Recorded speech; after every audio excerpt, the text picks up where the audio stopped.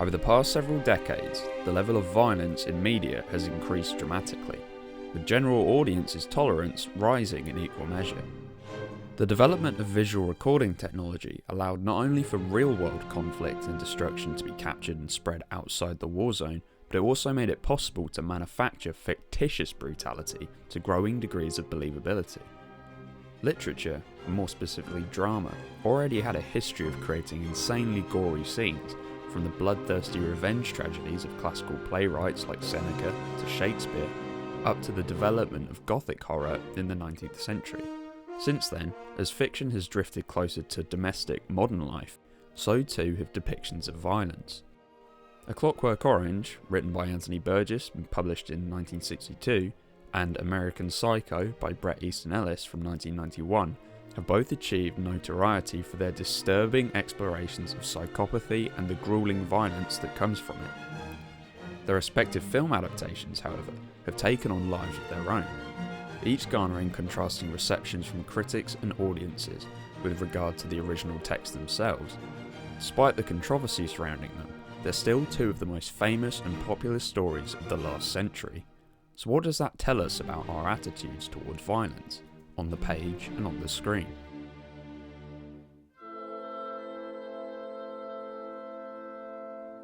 The novel A Clockwork Orange is notable for its literary style.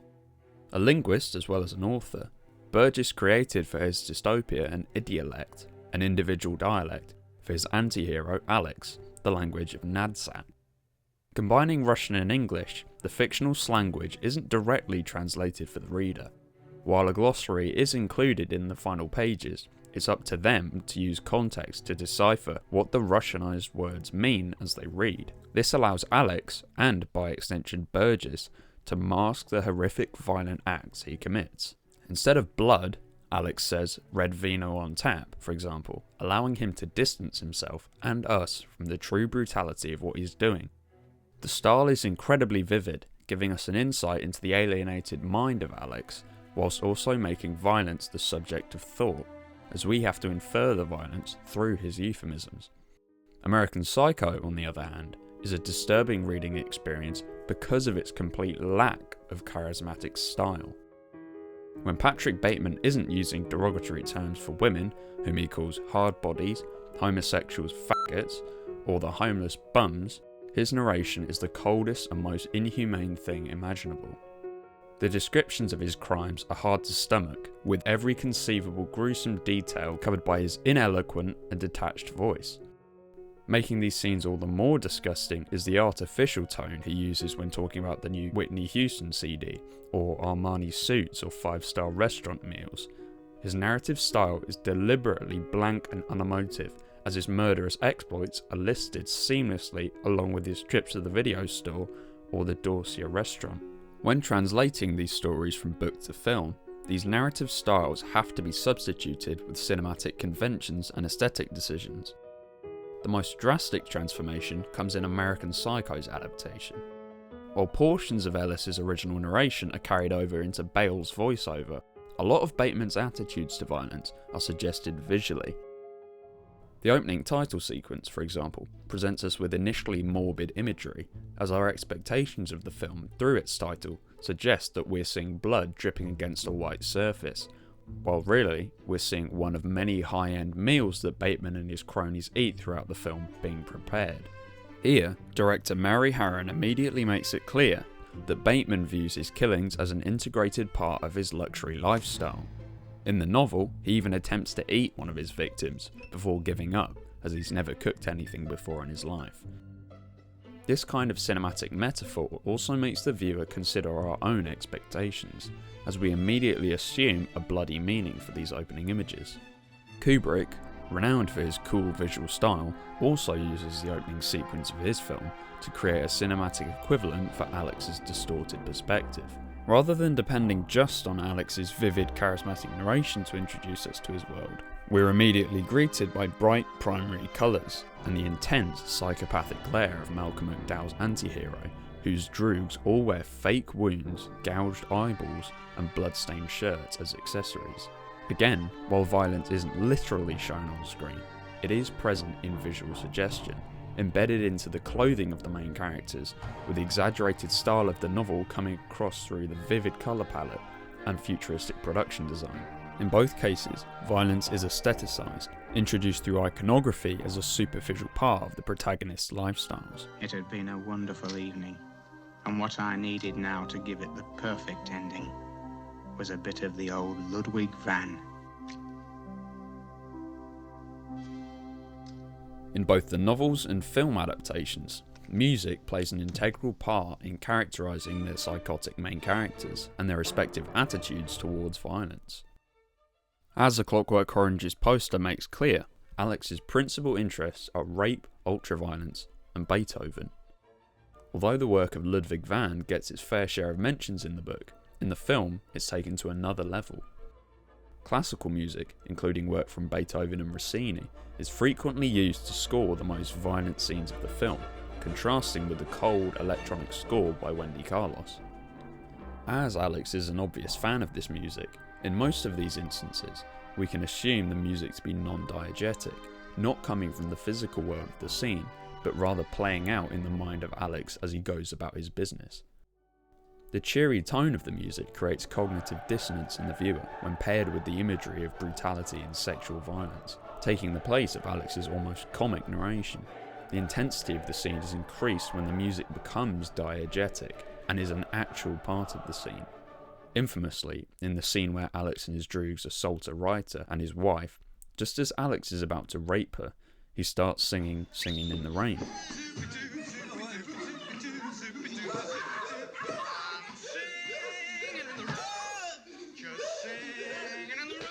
Just as horrifying as the act itself, thankfully not actually shown, is the fact that we are now in the room hearing Alex's deranged musicality outside of the confines of his headspace. American Psycho, most likely heavily influenced by A Clockwork Orange, updates the psychopath's obsessions from classical to pop music.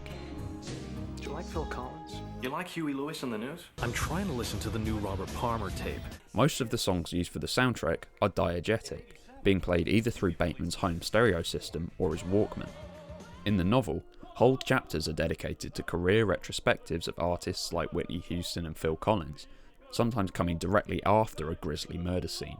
The film adapts these into monologues delivered by Bateman before he performs one of his crimes. Did you know that Whitney Houston's debut LP, called simply Whitney Houston, had 4 #1 singles on it? Unlike Alex's, Bateman's music taste is purely superficial, a front he uses To fit in. His monologues sound like magazine articles. He completely misses the irony and true meaning of the songs, and, when pressed, he gives shallow comments that seem to be his true thoughts. Huey Lewis in the news. Not a big music fan, huh? No, I like music. Just Huey's too black sounding for me. Instead, music acts like a drug, a substance that facilitates his violent behaviours. The most famous scene, the murder of Paul Allen, infamously sees Bateman review a Huey Lewis in the News album, blasting out of his speakers while he prepares to hack up his colleague with an axe. In '87, Huey released this, 4, their most accomplished album. Just before he does, however, we see him take 2 Valium pills. This makes the music seem itself like something to calm him down, or at least make him numb enough to kill without remorse, having the same effect as the pills he's taking. Its function in the scene is also to make it easier to watch. Bale's performance is suddenly very camp and over the top, which works with the pop song to create a semi-comedic, surreal tone, therefore numbing the audience to the true horror of the scene. I'd say American Psycho's use of music is less disturbing than Clockwork Orange's because of its artificiality. Bateman actively selects music as a tool to assist him in his violence and his social life. He doesn't understand it. You actually listen to Whitney Houston? The effect of its use in the film is more ironic.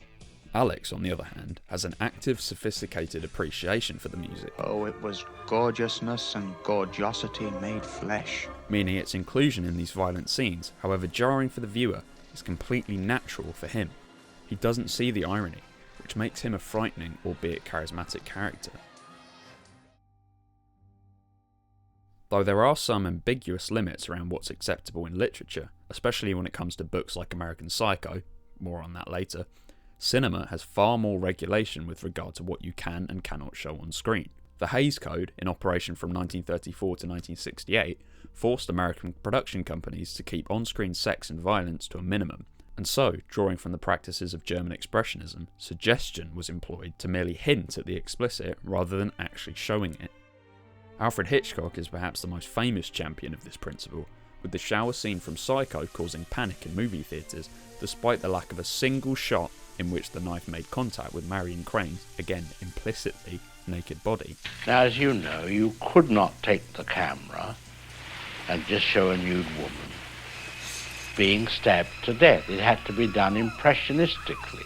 Sound design, cinematography and editing have to compensate for the absence of visualization, provoking psychological responses through inference rather than simple reaction. In the scene of Paul Allen's murder, we don't actually see the axe hit him. We see his face immediately beforehand, Hey, Paul!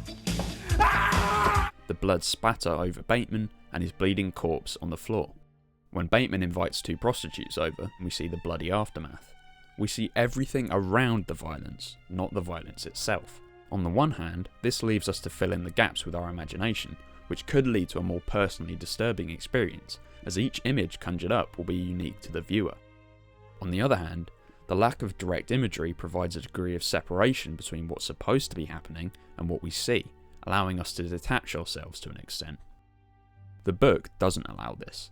The descriptions, which I just can't include here, leave nothing to the imagination, and fully immerse us in Bateman's horrific psyche. It also helps that the film dramatically turns down the violence, sex and mutilation from the book to the extent that its tone is necessarily different on screen. Because the events of the book are less horrific than those in American Psycho, A Clockwork Orange's difference in effect between book and film comes down more to the way in which violence is presented. A lot of it is clearly presented as is, as Alex and his gang beat, kick and suffocate each other, and members of the rival gang. Some instances of violence are more choreographed, with the encounter between the Droogs and Billy Boy's gang playing out like an elaborate dance.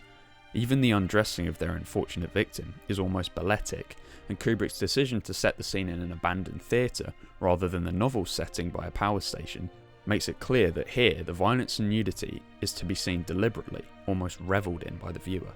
This is to force the audience into the position of Alex, who, like Bateman, consumes drugs, in this case Drencrum laced milk, to Sharpen you up and make you ready for a bit of the old ultra-violence. in other words, to enter a state where you're ready to indulge in this decadent lifestyle. When suggestion is employed, it's far more playful and tongue-in-cheek than Harron's, which acts out of necessity to avoid the violence. When Alex batters the cat lady with a giant sculpted phallus, a POV shot of the terrified woman is then juxtaposed with a surreal and colourful painting of a grotesque face, used in place of her bloodied, caved-in head. This editing decision correlates violence with art, vibrancy and fun, and gives us a glimpse into Alex's childish mind. The effect, in my opinion, is more disturbing because of how playful it is. What we're seeing is a drug-fueled hallucinatory depiction of a brutal murder, and Kubrick wants us to see it like this. The idea of drugs sharpening you up for ultraviolence has two possible meanings. The first is that by taking drugs, you become numb to the moral and sensory turmoil of causing someone pain. Bateman taking Valium to calm himself down could correspond with this. The second is that you are being sharpened up, not dulled, and that the core animalistic urge inside of us is taken up to the surface, or the controlled superego is numb. We can see this attitude represented in the flat block marina scene, where Alex attacks his Droogs in ultra slow motion, with the fluid movements of the characters mimicking a state of drowsiness, while Alex can suddenly draw his sharpened blade and go in for the assault. Again, it's worth noting that this scene is accompanied by music. For now it was lovely music that came to my aid. Beyond just containing violent imagery and scenes, Clockwork Orange and American Psycho feature violent media that are treated in similar ways in universe to how the real world treats the films and books. A Clockwork Orange is the prime focus here, as the attempted rehabilitation of Alex through the Ludovico technique, aversion therapy, depends on the torturous screening of violent videos in order to condition Alex into feeling nauseous at the thought of committing those kinds of acts. The treatment manipulates Alex's attachment to music, making the music of Beethoven diegetic now, so Alex is in the same position that the viewer was in earlier. Alex's horror comes from the opposite angle as ours, as he is appalled at the music being used and not the violence being used with the music. Sin? What's all this about sin? That! Using Ludwig van like that! He did no harm to anyone! Beethoven, just stop music! But it's clear that this is meant to serve as a meta-parallel with our experience of watching the film. Does this mean that we are meant to be deterred from watching violence by watching A Clockwork Orange? Well, yes and no. Obviously, this approach doesn't work within the world of the film, as Alex reverts to his former self by the end. Kubrick's omission of the epilogue, where Alex leaves his life of violent crime behind, naturally through maturity, suggests he views the film as a story of society failing to suppress Alex's permanently and naturally violent nature. Cinema, in this instance, has neither a negative nor a positive impact. Alex's dreams are an equivalent to cinematic depictions of violence. I knew such lovely pictures. Containing biblical, historical and supernatural imagery that you could find in a film, and these seem to take precedence over an external societal influence that actual cinema would have. Although the dystopian society of Clockwork Orange is shown to be decadent and brutal, just look at the brutalist architecture, the film does not directly make the point that society is responsible for Alex's decadence. American Psycho, on the other hand, is far more critical of society, in how it cushions and facilitates violent desires.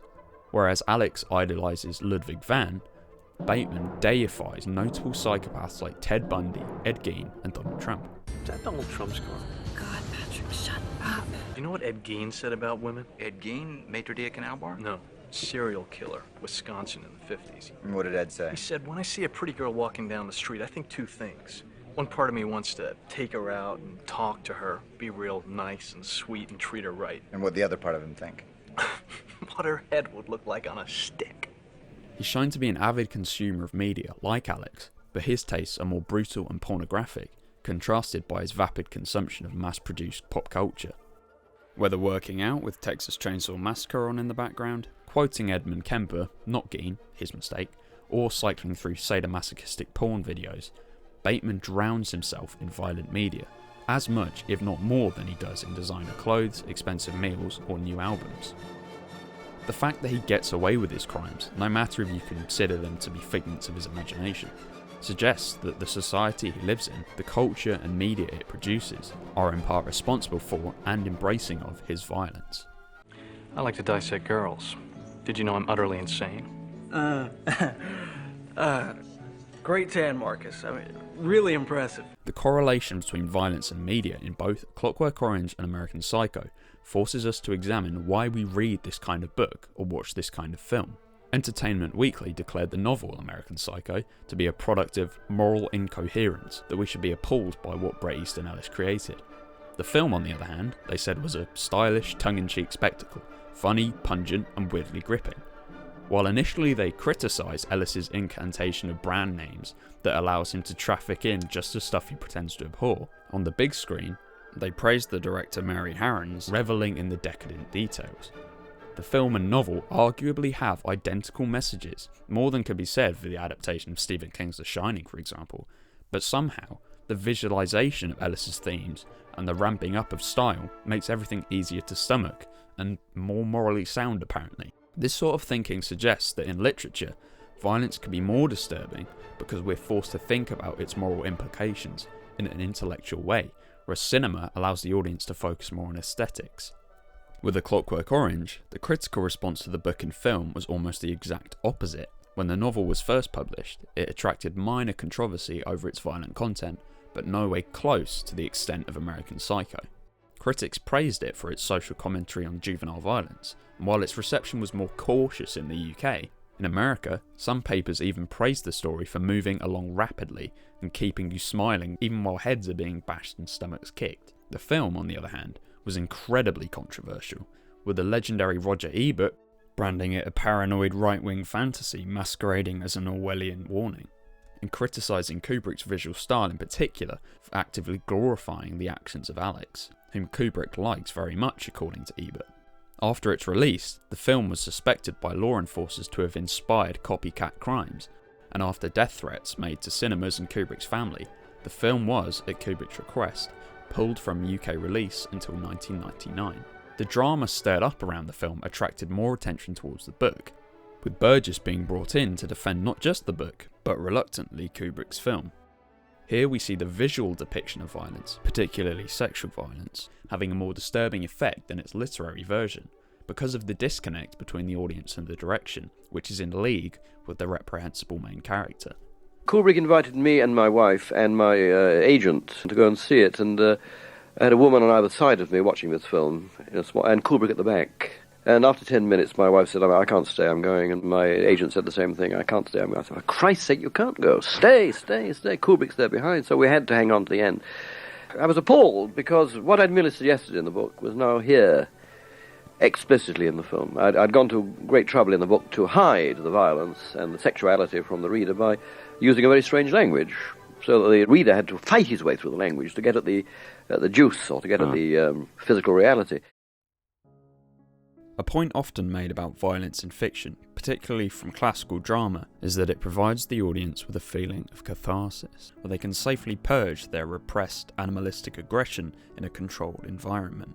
This also applies to films from the action and horror genres particularly, where violent imagery is a necessary part of the categorization and appeal. With A Clockwork Orange and American Psycho, we don't get this kind of emotional release.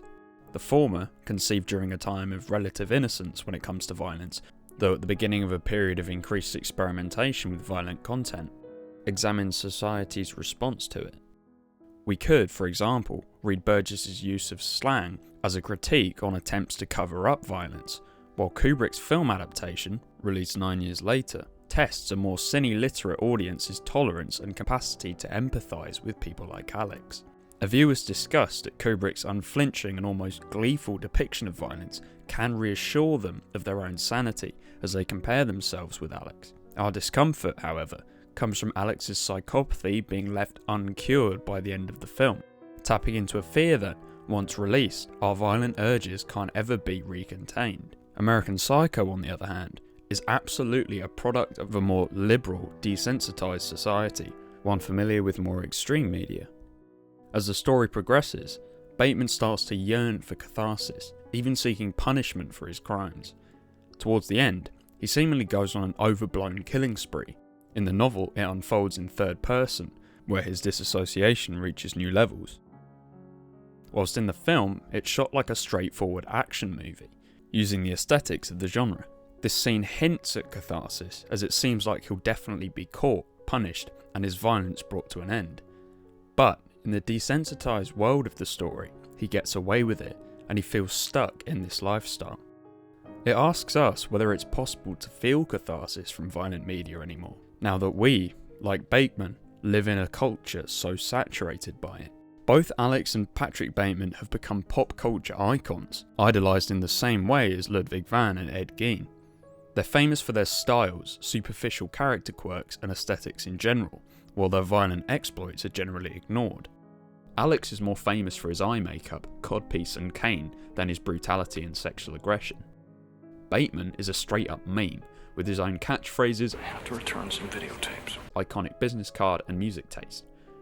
These superficial aspects of their characters are emphasised through the visual element of film, which you could argue negatively impacts the film's explorations of violence by distracting the audience to a state of desensitization. But even if we finish them not feeling disturbed by the violence, we're still refused closure.